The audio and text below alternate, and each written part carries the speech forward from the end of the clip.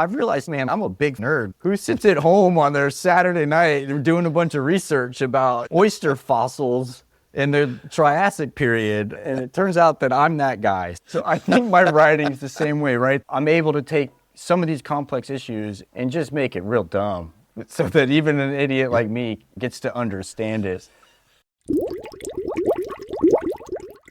Welcome to Oyster-ology, a podcast about the wide world of oysters, aquaculture, and everything from spat to shuck.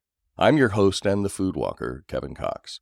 My guest today is Dan Martino, who, in the course of starting and operating an oyster farm on Martha's Vineyard, discovered the challenges of both understanding oysters enough to farm them and of the many hurdles one has to clear in order to even start a farm. If this sounds familiar, that's because Dan was my guest on a previous episode about his deep ocean oyster farming at Cottage City Oysters, where he told us his very interesting story. If you want to hear that again, it's episode 17 and totally worth a listen. Today, Dan is back to talk about his recent book, appropriately called The Oyster Book. It grew unexpectedly out of Dan's need to do so much research to learn about oysters and how to make them thrive on his farm that he unexpectedly realized that he had a book on his hands. Conceived during the downtime of the COVID-19 pandemic, the Oyster Book dissects the past, present, and future potential of oysters.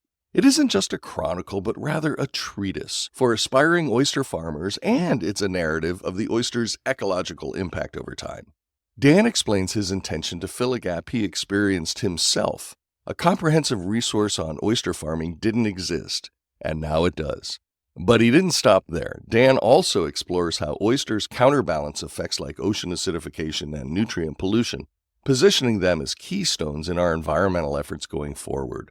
As he reflects on the world's failing industrial agricultural systems, Dan advocates for a future where oysters and other historically resilient species can play a crucial role. The Oyster Book is a beacon calling for attention to our planet's needs and the beautiful intricacies of its ecosystems.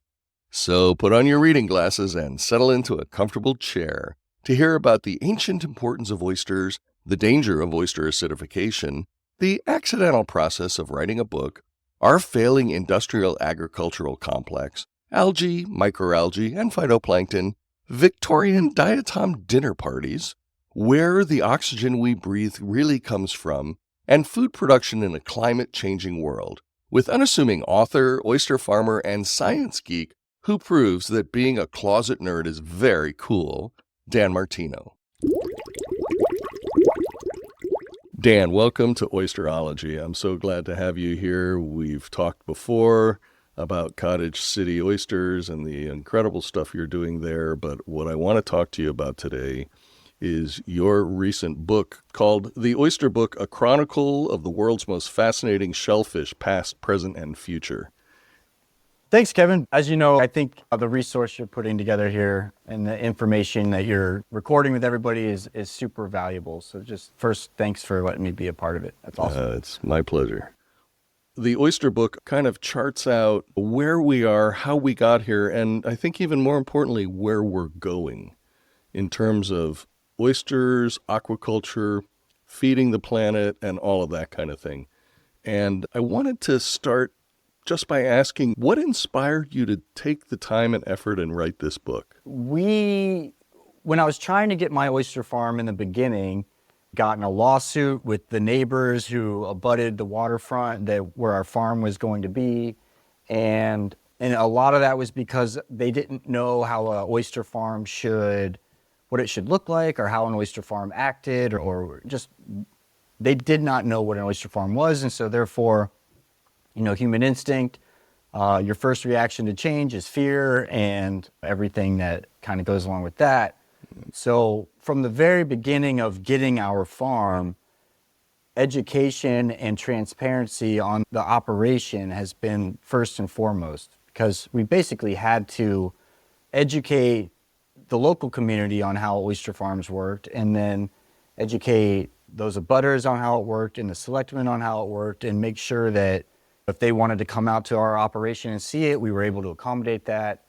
So transparency has always been a number one principle for us. And then kind of through this evolution of teaching aquaculture in our local schools and then bringing those kids out to the farm And then the kids' parents want to come out to the farm, and then colleges start calling us, and they hear that there's a farm in their local area that wants to open the door and let students come out and see how it all works. So we started generating kind of by word of mouth that, hey, here's this cool oyster farm on the vineyard that you can just email them or call the guys and they'll let you check it out. And through that, over those couple of years of doing that, we started to realize that the general public had, an interest in seeing where oysters came from and how it all worked. So we started a tour operation as part of our farm, and that was basically a boat, and you come out with me, and for an hour we BYOB, and we harvest the freshest oysters possible, and we eat them while we're sitting on the farm, and we watch everybody harvesting oysters and the equipment and how it all works. And it's a really like magical thing to be a part of, to be able to eat your food where it's grown with the people that have grown it, whether it's an oyster or a banana, right? And so through those tours over the last couple of years, people ask really intelligent questions about oyster farming and the history of oysters and who was the first oyster farmer, or how did they do it in France, or so through that process, through the questions that people would ask us on the tour, as the host, I feel the need to have those answers for people, right? If I'm paying money to go on a tour and I ask a question, the guy better have the answer, because I'm paying a lot of money for the answer. Right. So I start compiling this information. I start kind of coming up with a spiel that I talk about on the boat, and the history of oyster farming and the history of the vineyard and our farm and how it all works. And then COVID hits, 2019, and I'm locked in my house, and the tours have stopped, and we're not harvesting a lot of oysters.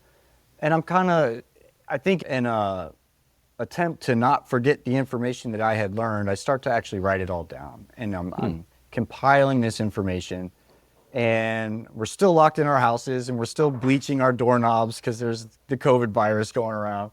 And so eventually I end up with this timeline of the history of oyster farming, and kind of how did it start, who was the first guy that did it, to present day, and how does it work. And then I keep diving in and doing more research and realizing there's really no books written on this subject to the depth that I was seeking. And so then I start learning about how phytoplankton and algae is the first form of life that ever appeared on Earth, and how oysters are one of the first animals to ever evolve in the history of Earth, how they've survived multiple extinction events to present day, to where humans have basically eaten 99% of them all now, and we've become the extinction level event for the oysters. And then so I get this really beautiful chronological timeline of oysters and their relationship to Earth and man, and then I'm like, well, what else do I know? And I start talking about how oyster babies are made, or the different ways of farming oysters. And I start looking at France and Japan and how do they farm oysters. And so I'm compiling this information, and I start to realize that I'm writing a book, right? And it's not a book, necessarily for me. It's a book that I kind of wish I had when I had started out. Something that outlined all the different ways I could farm, or all the different things to think about when you're getting into farming. So I think it was a process of 2 or 3 years of actually writing this book, staying up at night and kind of writing it, that I realized I've got a book. It's going to be formulated in a past, a present, and a future kind of structure. And I write it and I pitch it to a bunch of publishers, and I get multiple offers for it. Wow. So it's kind of how it all, and I just Googled food publishers and who would be interested in this book. So that's amazing that you just found yourself gathering this information. I mean, it's very well written, I have to say, too. So you're obviously a very good writer, but you must also really enjoy research and diving deep into something, because your historical guide to oysters, I thought it goes way back, and it was really comprehensive, and you hit it all. Yeah, and it got to the point where I kind of made a full-fledged effort of, well, if I'm going to write this, I need to hit it all, because it's easy to kind of just quit, right? And be like, all right, that's good enough. But the reality is, like, there was so much information that the layers kept unfolding, and you could kind of keep going down these rabbit holes.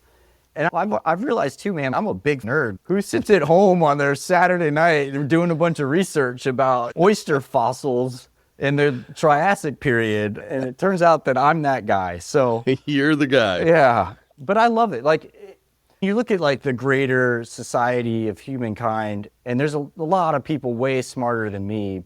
But what's so amazing with the internet is you could just pull that shit up. And you can actually research, and you get smarter. Like the first scientific research paper you read, you don't understand much of the jargon that they're talking about. But, you know, after doing 1,000 of them, you actually start to understand, like, you can read these things like books. So I love it, man. Well, I think it's so interesting how you did it, and that you did it really in a way, notwithstanding the tragedy of the pandemic, it gave you the time to actually do that. So that was kind of a gift that you had the ability to do it during that time. For sure. But it took you a couple of years. Yeah, it took a couple years. But what's funny is it ends up, the first a couple drafts of it are egotistical, where I was writing about like, how does the farm, what did I do on my Saturday, or like whatever it might be. But once you reach the point of, right, this is not self-serving at all. This is actually a lot of information that could help a lot of people, or at least document this history of Earth that hasn't been documented before. It takes on a different level of motivation, where it almost felt like I had to write this stuff, and I had to keep researching it, and I had to get to the very bottom of the barrel on whatever subject, because otherwise it felt like nobody else was going to do it, right? So it was actually a chance to kind of make a mark in literature of, hey, this might have some long-standing content to it. It really kind of reads like a blueprint for both the past and the future. And it's by understanding the history the way you've laid it out, and then taking that and say, okay, now let's look at what we have today. But it's not just historical, it's not just theoretical. You actually create a roadmap about how to do what you do. Tell me a little bit about why you decided to do that, like how to get a farm, how to get oysters, the different oysters, the methods of growing. You really laid that out, I think, very clearly. It's what I wish I had when I was starting out. I've learned one of the best ways to, if I want to start a cigar rolling business, right? The first thing I'm going to do is I'm going to read a book on how to start a cigar rolling business. That would be a good place to start. And there was no book out there for me when I was starting out. It was the old school approach of, well, you got to find a mentor and go work for them for free, like I did, and you go get that knowledge. And then if you're smart enough, you listen to what that mentor says, and you try to apply that to your own business and your own farm. So, right, when it gets into like the past section is the historical reference, and I did try to weave it as if it was like a narrative story. But you get to the present section of the book, and it's right. How does it work to get a farm?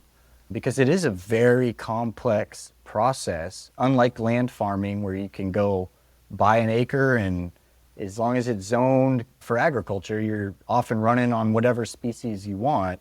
Ocean farming is very regulatory, and you have to get a permit for each individual species that you want to grow, and it's very complicated. It was a 2.5-year process just for me to get my permit. So if I could put that information out there, hopefully it can excel somebody to move a little bit faster than I was able to do it. And then that benefits the industry on its own. Since writing that book, do you look back at what you went through and think how you might do it differently?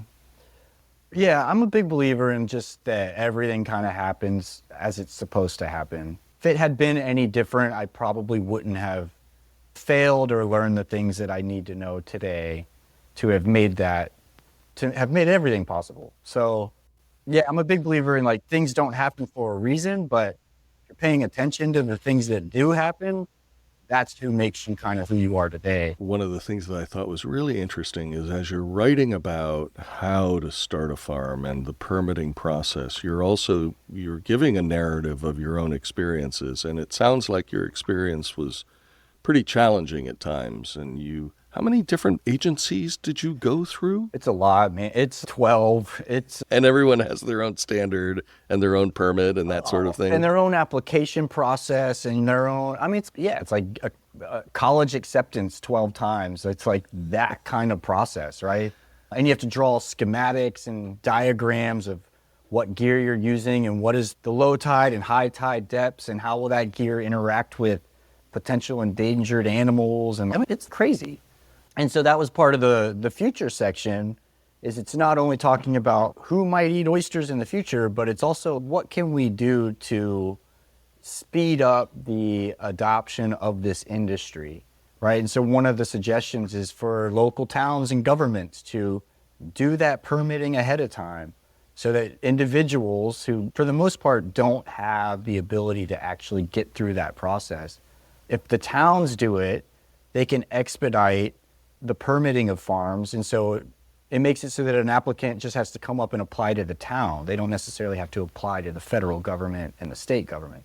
And that would be it's a huge advantage. All of a sudden you're opening a lot more doors for people to get in and farm the ocean than currently exists now. You mentioned to me when we were talking offline that the book is being used as a textbook of some sort. Tell me a little bit about that. Yeah, and that actually, what's hard is like when you decide that you're writing a book, then you're like, well, is it a fiction book? I hope it's entertaining. I hope it's not a textbook. And this book's kind of all those things. It's dry, but it's funny, or it's a textbook, or it's a story about a dude. So part of the hope was being so detail-oriented about how the industry works, was that people would be able to pick up the book and get basically a quick download of how it all works. Yeah. It does read like a textbook, but not dry like a textbook, because it has a lot of personal accounts and discussion. It was written almost as a textbook. And when I'm was done with that section and it's turned into the publisher, man, that's pretty boring and dry. It's but people have told me too, it's awesome you went into these details, but if I don't want to know it, I can just skip ahead, which is brilliant too. That's the beauty of a book, right? It's not like a movie where you have to sit there and watch. It's a book, and if you don't want to know how babies are made, then you can just skip through that part. Right. But yeah, multiple universities now are using it as required reading for environmental studies or aquaculture classes. But we have these college kids that come out on the farm, and I tell them straight up, I'm like, man, for the money you're spending on your college degree to learn how to oyster farm, you could have gotten your own farm, made enough mistakes, and come out ahead probably with a bunch of oysters. So I imagine your sales have been pretty good since the book came out. Yeah, I don't know what to even base, know? I don't know what's good. I'm still waiting for so publishers do 6-month reports, but it hasn't even been out for 6 months yet. So you also talk a lot about the kind of the technical things about oysters. And one of the things that you focus on is the classic Diploids and Triploids scenario that people have. Triploids it's kind of like mules, where the oyster gets an extra chromosome, so it doesn't spawn, it doesn't put any energy into procreating, so it remains this plump meat year-round.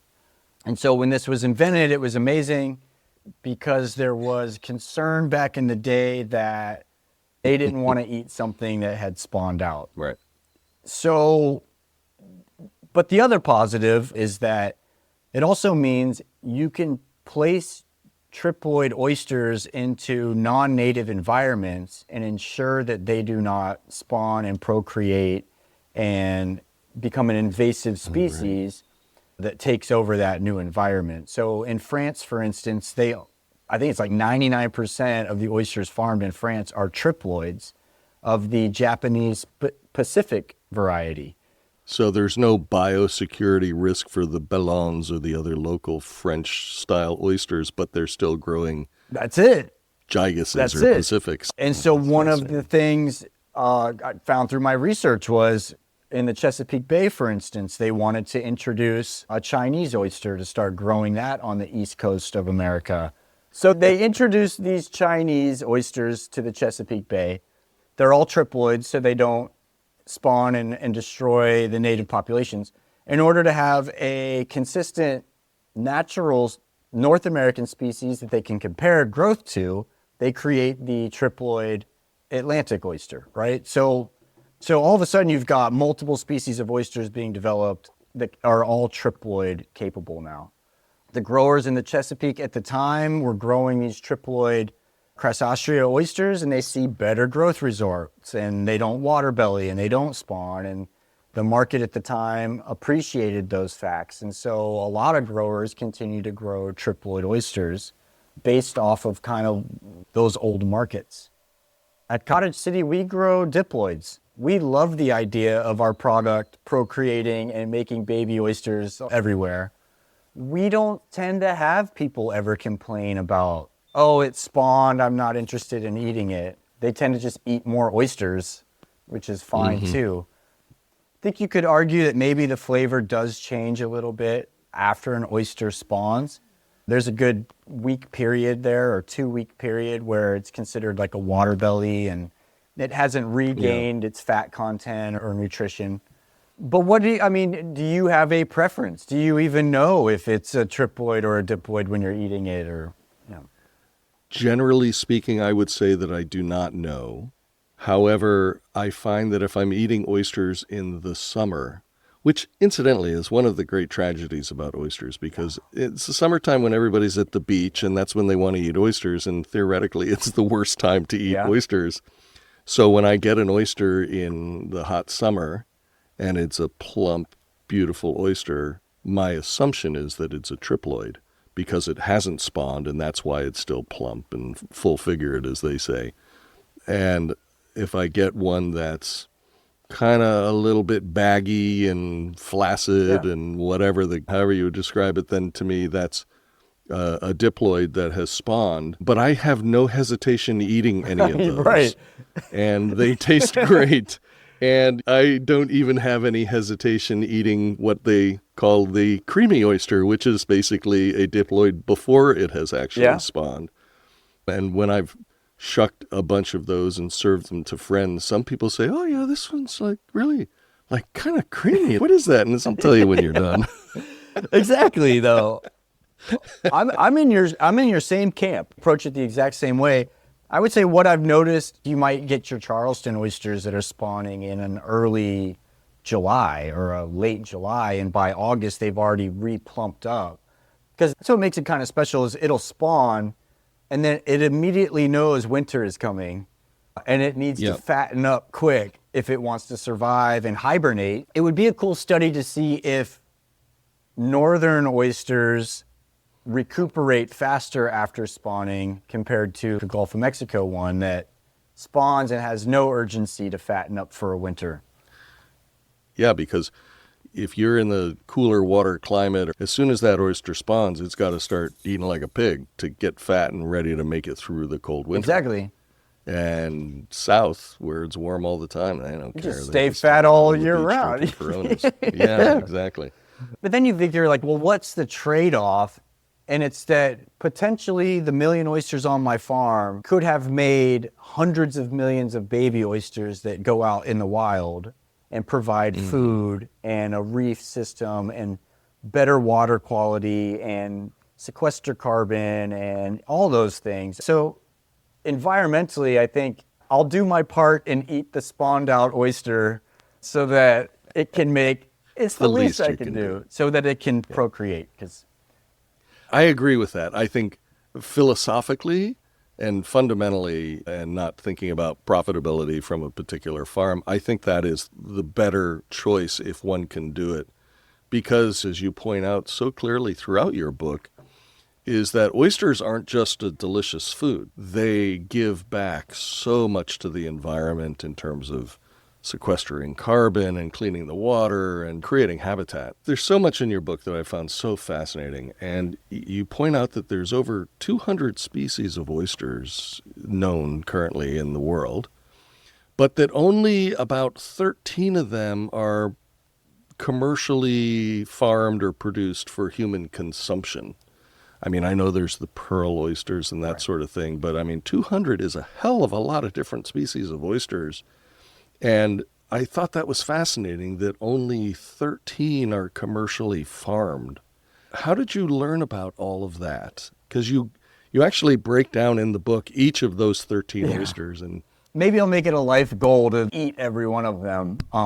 There's probably a lot more. Like we have grapes on Martha's Vineyard. It's named the Vineyard. But these are really shitty grapes that nobody ever eats except for birds.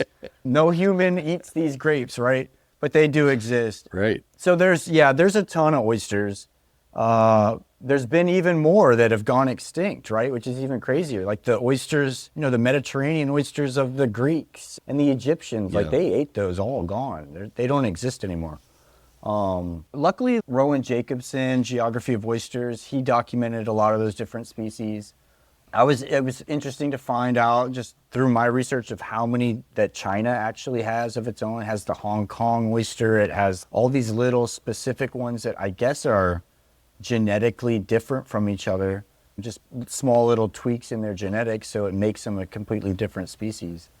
Yeah, because it's different than having all, for example, in the East Coast, all Eastern oysters. That may be different based upon the terroir and where they're grown and all of that sort of thing. We're actually talking different animals, different species. And a lady, I did a book talk last night, and a lady brought it up, and she said, well, like if Seattle, for instance, is one of the only places on planet Earth that's growing 5 of these different species on the exact same farm. Like Taylor Shellfish has 5 of these things on one body of water. So I went over there and ate a bunch, and the study I was trying to do is, as I was gluttoning out on every oyster possible, if they all have the exact same terroir influence, then do they have different tastes? And if they do, then that means they actually metabolize their food within their bodies in a different way to give them different flavors. Well, speaking of the whole different taste of the oyster, you made a comment in the book which is such an obvious thing, but I had never thought about it, and it really struck me, and that is that oysters are herbivores. And of course they are, but when I think of herbivores, I'm thinking cows and horses and deer and whatever. I'd never thought of an oyster in that way. But you go into talking about the different kinds of phytoplankton and diatoms. So if they're gearing up to spawn, they'll only eat a specific type of algae, versus if they're pumping up for winter, they'll eat a different kind of algae. So they can selectively choose what they want to eat. Or like you said, if there's zooplankton, which is little baby animals, they'll spit that out. They don't want anything to do with that. And in fact, they don't even spit it out. They encapsulate it in a mucus made up of proteins and enzymes that end up fertilizing the world around them. So they create like a little nugget of fertilizer, even for their trash, is like good. And diatoms, I talked about in the book, like when Victorian scientists discovered diatoms, they would have like diatom parties, and they would arrange these diatoms on microscope slides, and then they'd have these parties and sit around and drink and look at the creation I made with these diatoms on my slide, right? So it was this great fascination of the natural world, and diatoms are actually these little plants that they surround their bodies with a piece of glass. It's actually like a glass structure. So if you Google diatoms on the internet, like you get all these beautiful glass shapes. I mean, it's gorgeous. Also, when you were talking in your book about the diatoms and phytoplanktons, one of the things I didn't realize was that they create more than, what I think you said, 50 to 80% of the oxygen that humans... Yeah, every 3 breaths that we take, 2 of those breaths was oxygen from the ocean, which is awesome. And in fact, that's what terraformed this entire planet in the very beginning, right? You go all the way back. That's where you start geeking out and go way back. 4.6 billion years ago, the Earth's created, and then the first primordial ooze to form is cyanobacteria, which is an algae, and it's sitting there photosynthesizing and creating oxygen into the environment that allows the rest of everything else to come around, right? It's amazing. It's all so connected, and your book really showed this in a very clear way, because you also talk about ocean acidification and too many nutrients in the water that causes algae blooms, which kill things, and the importance of the balance and the fact that the oyster plays such a big role in managing ocean acidification. Yeah, and a lot of that is that we've harvested 99% of not just the oysters, but the filter feeding animals of the world, right? Menhaden, pogies, scallops, mussels, oysters. We've taken out the animals that keep that balance in check, and then we fertilize our lawns, which run off into the oceans and create an excess of nutrients so algae can bloom and get out of control. And so it's the downward spiral effect of what happens. And then the ocean is absorbing the vast amount of heat and carbon that we're dumping into the atmosphere. It's going straight into the ocean, and it's beginning to change the ocean chemistry, the pH balance and the acidity of the ocean. But I also, the glass is half full. Humans have become, in the case of oysters, better than Mother Nature at procreating this species. Out of the hundreds of millions of babies that are cast out by an adult oyster, only 1% of those come to survive, right? It's a very small percentage. Where the human takes the oyster and puts it in the hatchery, and we get all 100,000 of them to survive and make it to maturity. So it's a case of maybe what has to happen in response to acidic oceans is that we just have to keep that larvae in our hatcheries for a little bit longer until it's strong enough to then put out into the environment. So oyster farming's got a bright future. I'm so glad you jumped into the future of oysters, because you can't talk about the future unless you talk about two things first, and that is climate change and what you call the failing industrial agricultural complex. Yeah. This is actually what I'm writing about now, because it is the number one question we're asked on our tours, is how is climate change going to affect your oysters? And I've always kind of had a bullshit answer to that question, and it's always been, oysters have been around forever and they'll just adapt. So that's what I'm nerding out on now at night, right? Is scientific journals of what is going to happen to our food supply as the planet changes. So as the planet warms, right, what happens to corn? What happens to oysters? What I like to do is always look at the past, right? So you can go back 16 million years ago when the planet was 8 degrees warmer and look at what was existing back then and what was growing back then and what was surviving back then.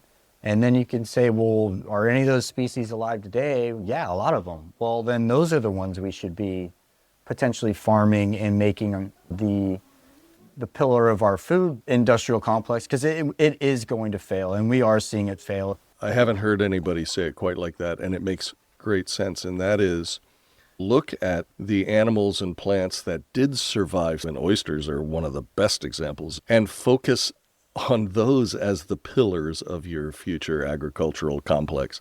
Man, there's some really smart people that have already proposed to do this exact concept of which epoch do we go back to and look at, and which one could serve as a model for our future that we're heading towards. It sounds like you're involved or a member of a lot of different organizations focusing on food production in a climate changing world. Yeah, I serve on a bunch of aquaculture organizations, and I'm the president of my Farm Bureau chapter. So I get to kind of talk to the land farmers too and get their perspectives on it. Mm-hmm. The big thoughts on everybody's minds right now is freshwater and stopping development. Freshwater is becoming a much more valuable resource, and agriculture uses the vast majority of our freshwater. 80% of all freshwater usage goes straight to putting it on corn and crops or giving it to cows. And so we dedicate a lot of our freshwater to our food system, which directly competes with our own survival interests, right? And so does land. Humans need land to live and build houses on and build roads on, and our food system also needs this land. So half of the developed world right now has been developed just for our food. And then the other half of our land is developed for us to use and live on. So that's something that needs to be addressed for sure. How many iterations did you have to go through on your manuscript before you called it finished? Oh man, as I write, I'll write and write, and then I get so lost in kind of what I'm writing that I go back and read what it has been written, and I'm just deleting and deleting. And then I come back and I'm like honest with myself. So it's not necessarily like a finished draft and then you turn it in and then it's kind of always going back through and deleting it and fine tuning it. And then when it is done, you got to sit on it for a couple weeks and do something completely different. And that way you come back to it kind of new again. And then I go through with a more critical pen and delete things. And then that's how I worked doing TV productions. Because you do the same thing when you're editing a show or a video or whatever it is where, you know, I mean, you know, with the podcast, you're going to go in and delete this part and this part. Right. And then the scary part is that it's knowing, well, when is it actually done? I think that's the hardest part, because then you can keep editing it forever and saying that it's never perfect, or, yeah, how do you know when it's done? With the publishers, like I finally picked my publisher, and then they gave me a deadline. It's, okay, you need to submit this manuscript by this date. And it was only like another month or so to work on it. And then that gives your brain the ability to actually kind of compartmentalize it. Well, what can I do in that set amount of time, and just kind of finish it? I had a great experience. Agate Publishing, they got the manuscript and the editor comes back. She says, well, can you just write something that like tells us the difference between a clam, an oyster, a scallop? Because I don't know. It was kind of this epiphany of, oh, right, like people, you know, in downtown Chicago probably don't know the difference between a clam and a scallop and an oyster. So that actually became the very first part of the book, was these are the differences of these different species, which I take for granted knowing that, I guess. But that's actually a really helpful question, is because most people, like you say, in downtown Chicago, they don't have a clue. Are you doing any kind of book tour on your book? I mean, no, not really. I talk at a lot of libraries. Anywhere I try to go, I try to go to the library and give a talk if possible. I have found that bookstores only want the newest book that's coming out, right? And so even though mine is only 6 months old, it's old news already. But libraries are very accommodating, and people should utilize libraries more. Before I had my wife, I would try to meet a girlfriend or a wife at a library, because you know she's going to at least be smart. It's a good place for single people to pick up other people. Do people give you a hard time if you show up to talk about your book and say, yeah, but where are the oysters? When are you going to shuck for us? I'll get invited to a New Year's party, and then when I tell them I don't have oysters, the invite is dropped immediately. I picture you as being that guy. It's the same guy who I've always dreamed of being, who, when you get invited to the dinner party, you don't bring the famous bottle of wine. You bring a mess of oysters and a shucking. And I make sure they're really dirty. Like, I make sure there's crabs and seaweed still. Like, I haven't power washed them. Like, I want the sand in the sink and the smell to last. You want people to feel like you drove the car through your muddy oyster farm. And you want them to be a little scared, I think. Intimidated. God, this guy. Better word. Look at this guy. And he's not even wearing a glove. This man. It's crazy. What's next for you? I will always farm oysters. I love that. I was out there this morning in 20-degree weather. I love it. I like being miserable sometimes. Makes me feel better when I'm like reading a scientific journal at night that I went out and at least I was a man for a couple hours earlier in the day. Well, and you're putting your money where your mouth is. And that's been interesting too, is at these library talks, a lot of people come up and they go, what's great about this is you're not just some dude that wrote like you actually farm oysters, like you're actually on the water getting dirty and learning this shit. Right. And I guess that's given me some authenticity, but that's also how I would imagine that's how I will be able to stay on the cutting edge of the science that's happening or the problems that are being faced, right, is by actually being involved in it. So I always want to have my foot in the water there, and then I love writing, man. What I would like to do is tell more people's stories, right? So that's what you're doing. I mean, that's why this is great, man. That's what you're doing. Right. Everybody in this industry has some crazy story. Like I have not yet met like the boring dude that was just like born into oyster farming and that's... Yeah, I threw some oysters in the water and then I made $1 million. It just happened. If people are farming, they've got crazy stories. That's kind of, it's one of those professions. But yeah, I want to tell aquaculture stories. Well, you tell the stories well. And As you can tell, I speak like an idiot. So I write the same way. I got a great brain, but man, when it comes out, it's pretty dumbed down. So I think my writing's the same way, right? I'm able to take some of these complex issues and just make it real dumb so that even an idiot like me gets to understand it. well, Dan, congratulations on it and all you're doing. I can't wait to get you on the farm and show them all to you here. So that'll be fun. It'll be fun. I would love to get out there and see firsthand what deep ocean farming is all Let's about. do it. Well, that's it for this episode of Oyster-ology. Thanks to my guest, Dan Martino. Links can be found in our show notes, including a link to the Oyster Book. If you like what I'm doing on Oyster-ology, please rate and review it on Apple Podcasts or wherever you listen. Every positive review helps new listeners find the show. Thanks for listening, and join me again next time when we pry open the shell of another interesting Oyster-ology topic.